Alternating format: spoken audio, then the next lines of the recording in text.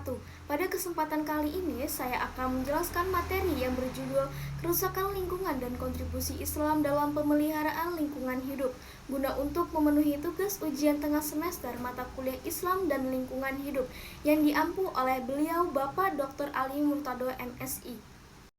Sebelumnya, perlu kita ketahui apa sih kerusakan lingkungan itu? Kerusakan lingkungan adalah penurunan kualitas lingkungan akibat ulah manusia atau peristiwa alam yang ditandai dengan hilangnya sumber daya air, tanah, dan udara, serta kerusakan ekosistem dan punahnya flora dan fauna.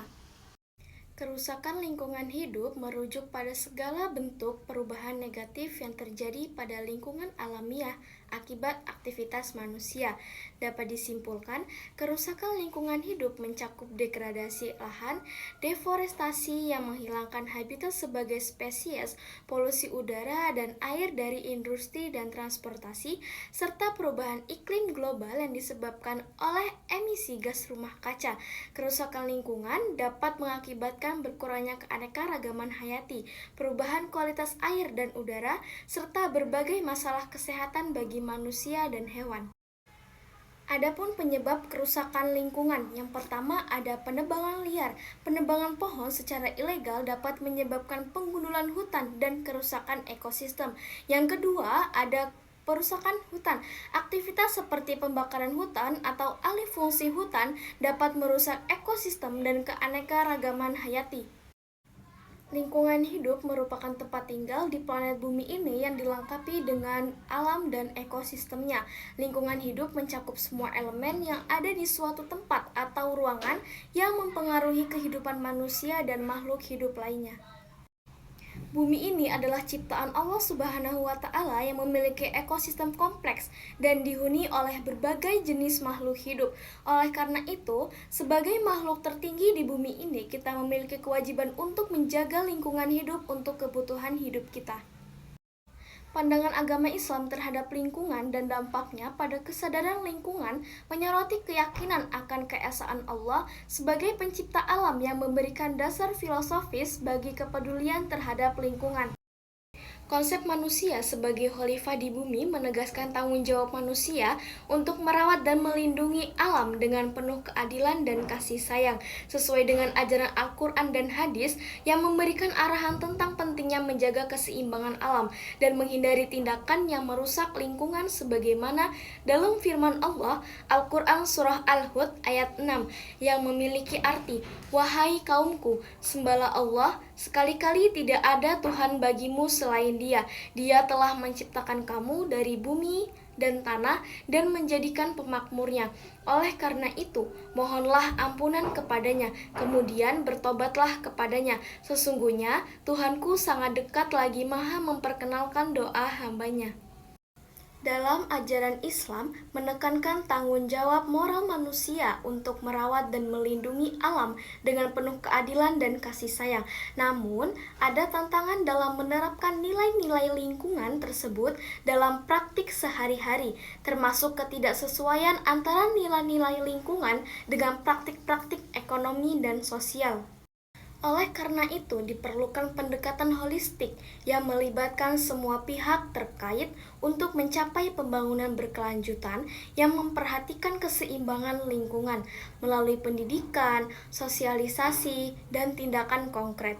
Umat Islam dapat memainkan peran yang signifikan dalam menjaga kelestarian alam dan menciptakan dunia yang lebih berkelanjutan bagi generasi mendatang. Selain itu, Islam juga menekankan pentingnya memulihkan lingkungan yang telah rusak. Dalam berbagai hadis, Nabi Muhammad SAW memberikan contoh tentang pentingnya merawat dan melestarikan alam. Salah satu contohnya adalah hadis yang mengatakan, jika kiamat terjadi dan di tangan salah satu dari kalian ada bibit pohon kurma, maka tanamlah.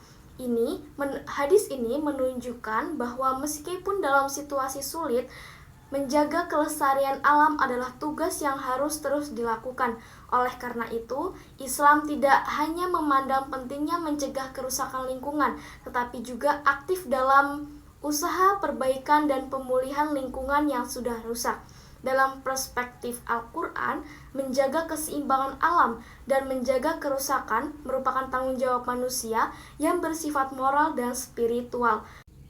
Adapun ayat-ayat yang menekankan pentingnya penggunaan sumber daya secara bijaksana seperti dalam surah Al-A'raf ayat 31 menunjukkan bahwa Islam mengajarkan prinsip modernisasi dalam pemanfaatan alam.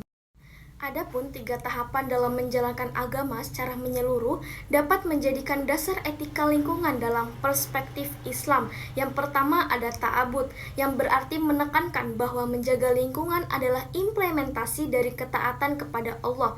Karena hal tersebut merupakan bagian dari amanah manusia sebagai khalifah. Bahkan dalam ilmu fikih, menjaga kelestarian lingkungan dianggap sebagai kewajiban karena sudah jelas diatur dalam Al-Quran dan hadis Rasulullah SAW. Yang kedua ada ta'akuli, yang berarti mengajarkan bahwa menjaga lingkungan secara logis dan rasional memiliki tujuan yang sangat jelas karena alam telah diciptakan dengan keseimbangan dan saling berkaitan. Ketidakseimbangan atau kerusakan yang disebabkan oleh manusia dapat menyebabkan bencana yang merugikan semua makhluk.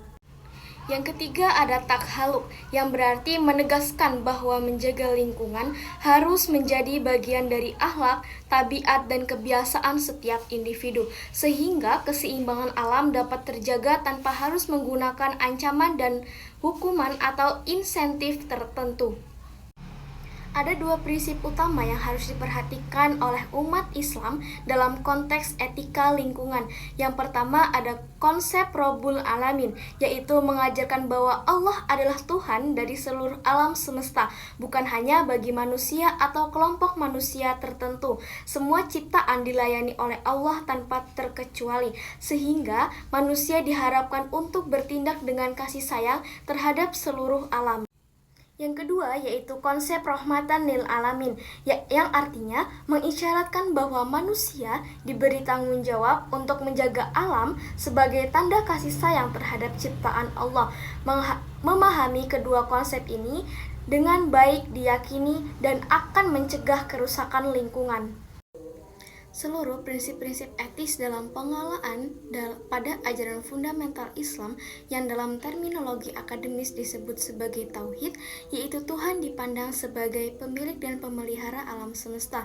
Oleh sebab itu, segala aktivitas yang berkaitan dengan proses pengelolaan dan penataan lingkungan hidup mengacu kepada Tuhan sebagai Rabbul Alamin, dalam arti bahwa sesungguhnya Tuhan sebagai pemilik alam semesta dan pemelihara alam semesta.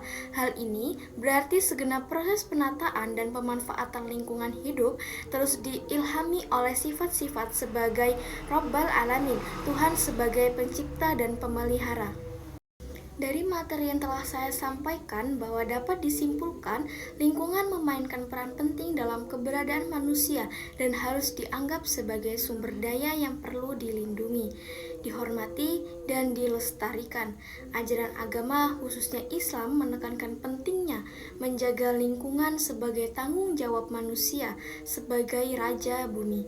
Di Indonesia, komitmen terhadap pembangunan berkelanjutan memerlukan perhatian terhadap pengelolaan sumber daya alam, pembangunan berkelanjutan, dan peningkatan kualitas hidup yang memperhatikan keseimbangan lingkungan.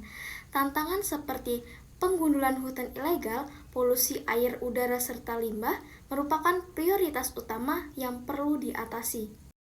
Pandangan dan ajaran Islam dalam mempengaruhi kesadaran dan perilaku manusia terhadap pelestarian lingkungan dengan merujuk pada ide tauhid yang menegaskan keesaan Allah sebagai pencipta alam semesta serta pemahaman bahwa manusia bertindak sebagai khalifah di bumi. Islam memberikan dasar filosofis yang kuat bagi kepedulian terhadap lingkungan. Ajaran Islam menekankan tanggung jawab moral manusia untuk merawat dan melindungi alam dengan penuh keadilan dan kasih sayang. Namun, ada tantangan dalam menerapkan nilai-nilai lingkungan tersebut dalam praktik sehari-hari. termasuk ketidaksesuaian antara nilai-nilai lingkungan dengan praktik-praktik ekonomi dan sosial. Maka, oleh karena itu, diperlukan pendekatan holistik yang melibatkan semua pihak terkait untuk mencapai pembangunan berkelanjutan yang memperhatikan keseimbangan lingkungan melalui pendidikan, sosialisasi, dan tindakan konkret. Umat Islam dapat memainkan peran yang signifikan dalam menjaga kelestarian alam dan menciptakan dunia yang lebih berkelanjutan bagi generasi mendatang. Demikianlah materi yang telah saya sampaikan, semoga bisa bermanfaat bagi kita semua. Kurang dan lebihnya saya mohon maaf. Saya akhiri, wassalamualaikum warahmatullahi wabarakatuh.